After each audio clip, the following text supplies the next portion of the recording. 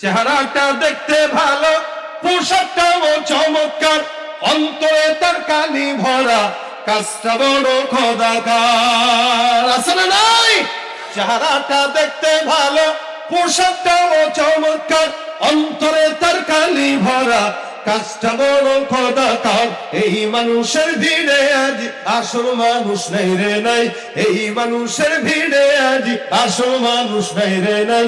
মানুষ দেখতে চলো এবার জাদুঘরে যাই সবাই, হায় রে সাধের দুনিয়ায় মানুষ পাওয়া বড় দায়। মানুষ দেখতে চলো এবার জাদুঘরে যাই সবাই।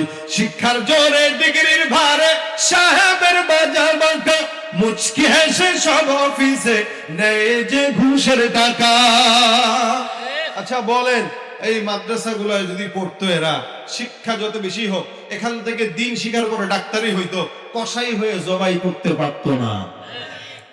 মাদ্রাসায় পরে আলেম হওয়ার পরে ইঞ্জিনিয়ারিং করলে রডের পরিবর্তে বাঁশ দিতে পারতো না। মাদ্রাসায় পরে যদি একজন মানুষ, একজন আলেম বিচারক হতো, তাহলে বিচার 10,000 টাকা, 20,000, 10 লাখ, 20 লাখ পেয়ে উল্টায় দিয়ে দিতে পারতো না। শুধুমাত্র দ্বীনি ইলম না থাকার কারণে এরা শিক্ষিত হচ্ছে, কিন্তু শিক্ষিত শয়তান হচ্ছে। কথা বলেন ঠিক কিনা? শিক্ষার জোরে ডিগ্রির ভারে সাহেবের বাজা বাঁকা, মুচকি হেসে সব অফিসে নেয় যে ঘুষের টাকা। আর যাই হোক এই পশুকে কেমনে মানুষ বলা যায়।